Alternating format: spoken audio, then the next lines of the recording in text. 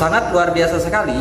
Pupuk eco farming ini dia akan mengolah bahan-bahan organik di dalam tanah dan akan mencairkan residu-residu bekas kimia yang udah kita pakai yang udah lama, atau bekas pupuk-pupuk kimia yang udah lama, yang udah berkristal gitu ya, yang udah menjadi residu, itu akan dilebur kembali sama pupuk eco farming ini. Dia akan mengolah tanahnya kita akan menjadi lebih subur lagi, dan dia akan menetralisir virus-virus di dalam tanah. Makanya kenapa kok banyak sekali tanamannya kita ya, tanamannya kita itu ada yang kuning, ada yang busuk batang, ada yang macam-macam ya, akarnya itu tidak bisa berkembang, anakannya tidak berkembang itu karena tanahnya kita tidak subur.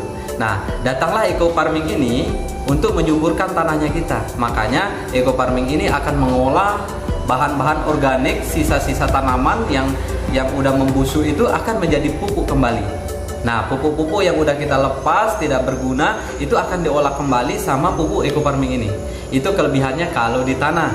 Terus yang kedua, ketika kita semprotkan ke tanaman, nah nanti dia akan menjadi daya tumbuh. Nah, pupuk eco farming ini menjadi daya tumbuh akan menjadi perangsang, akan menjadi percepat di masa vegetatifnya tanaman.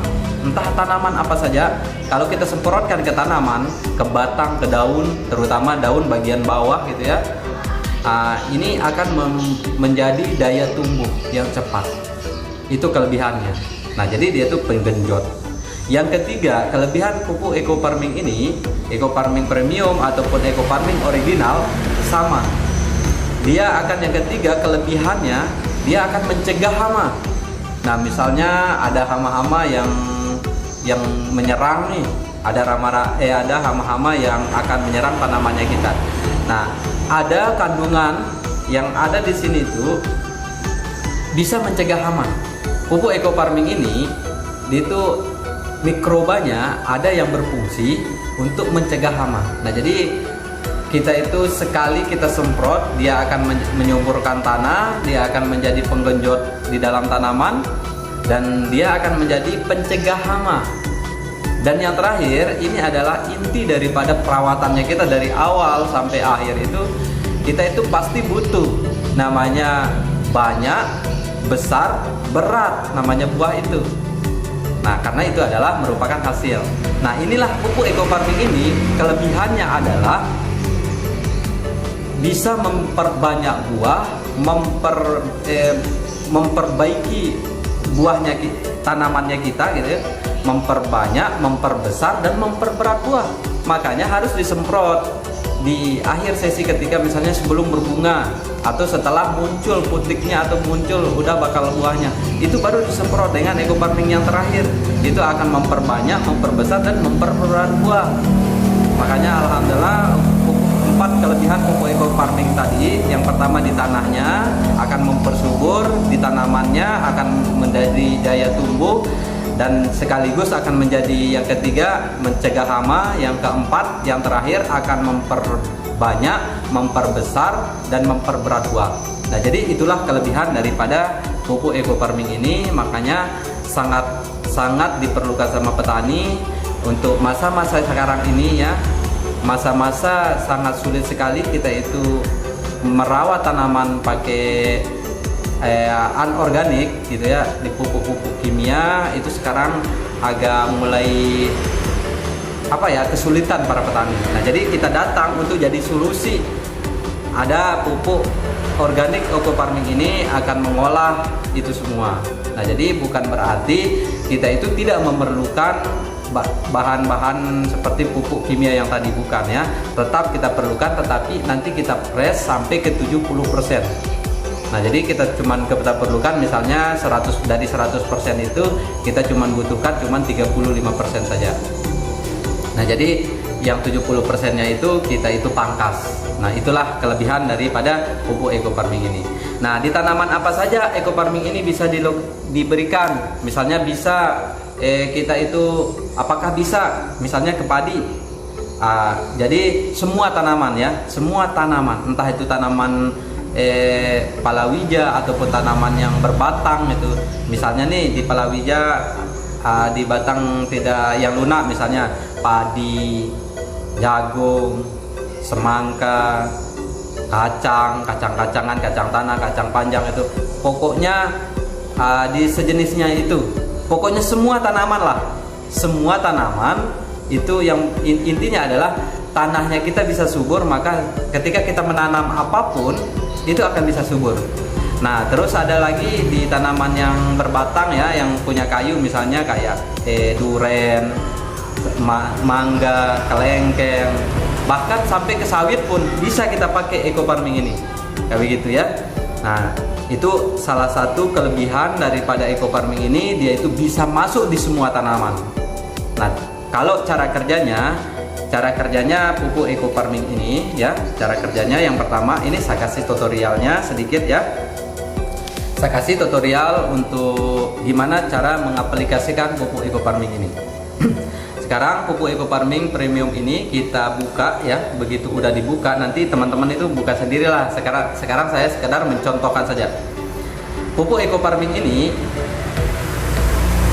setelah kita sediakan lagi ini air kelapa 1 liter. Kita siapkan air kelapa 1 liter. Nah, begitu udah air kelapa ini 1 liter ada, eco farmingnya ada, baru kita campur ya. Kita campur, kita buka, kita campur jadi satu. Begitu udah dicampur, barulah kita itu tutup kembali. Begitu udah tutup kembali, kita biarkan selama 4 malam atau 7 malam, 1 minggu lah. Kita biarkan dulu. Itu namanya fermentasi. Ketika udah difermentasi selama 1 minggu, barulah kita pakai. Yang 1 liter air kelapa ini yang sudah dicampur dengan eco farming, barulah kita bagi menjadi paling maksimal itu 12 tangki. Tapi kalau di tangki yang 16 liter itu 10 tangki. Kalau 14 liter bisa 12 tangki. Kalau 16 liter air di 1 tangki, maka ini kita bagi 10 tangki ya.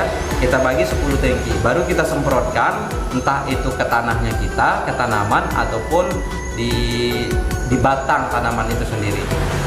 Nah, itu caranya. Nah, terus kalau masa semprotnya kayak gimana? Masa semprotnya itu kalau ke tanah itu boleh pagi, boleh siang, boleh sore. Kalau ke tanah, yang penting intinya tanah itu lembab, tanah itu basah ya, bukan tergenang air ya. Beda antara basah, becek sama tergenang, beda. Nah, pupuk eco farming ini dianjurkan, disarankan tanahnya itu lembab atau tanahnya itu basah, bukan tergenang air. Nah, jadi kalau kita itu kalau semprot ke tanah itu bebas, mau pagi, mau siang, mau sore. Gimana kalau malam? Boleh kalau ke tanah. Nah, beda halnya kalau kita semprot ke tanaman. Kalau ke tanaman saya anjurkan mulai dari jam 7 pagi sampai jam 10 siang itu disemprot. Dan cara semprotnya nanti dikondisikan ataupun difokuskan itu ke bagian bawah daun. Itu disemprotnya eco farming ini di bagian bawah daun ya, di bagian bawah daun. Nah, begitu juga semprot yang berikutnya. Kalau mediasinya itu ke tanaman, tetap mediasinya itu batang daun yang bagian bawah. Nah, disemprot itu di bagian bawahnya daun gitu ya. Nah, itu caranya. Nah, terus gimana waktunya? Waktu misalnya kita semprot hari ini. Nah, kapan lagi kita semprot? Kita lihat kondisi tanaman. Tanaman apa tempat kita? Misal jagung misalnya. Jagung misalnya kalau kita tuh mau semprot jagung, semprot hari ini. Nah, nanti 12 hari kemudian baru kita semprot lagi. Nah, tadi pasenya itu paling setidaknya 2 minggu. Ya, itu 2 minggu baru kita semprot lagi. Gimana kalau kita itu semprot 1 minggu? Tidak apa-apa, bagus juga. Tetapi pasenya itu masih lagi proses ya. Kalau di tanah itu prosesnya ketika kita semprot hari ini nanti akan terbukti dan kelihatan ke tanamannya kita itu 7 hari sampai 10 hari baru kelihatan, karena butuh pembusukan dulu di dalam tanah. Dia tuh eco farming ini butuh mengolah tanahnya kita dulu. Nah, jadi kelihatannya ke tanaman nanti setelah 7 hari sampai 10 hari baru kita lihat di tanamannya kita. Beda halnya kalau kita semprot di tanaman, misalnya di tanaman kita semprot, kelihatan udah berkembang pupuk Eco Farming ini ke tanamannya kita, itu bisa kita lihat 3 hari sampai 5 hari itu udah kelihatan perbedaannya, kayak begitu. Makanya pupuk Eco Farming ini sangat luar biasa ya, udah dipakai oleh ribuan orang, bahkan ratusan ribu hektar sudah tempatnya kita pakai, terutama di jagung, di padi, bahkan di sawit udah kita pakai. Nah, bagi para petani yang belum mengetahui tentang pupuk Eco Farming ini, pelajari dari awal dan bisa juga konsultasi sama saya dengan bisa menghubungi saya di nomor HP 082 340 396 926. Nah, mungkin itu dulu keterangan saya, boleh konsultasi lagi lewat nomor HP saya.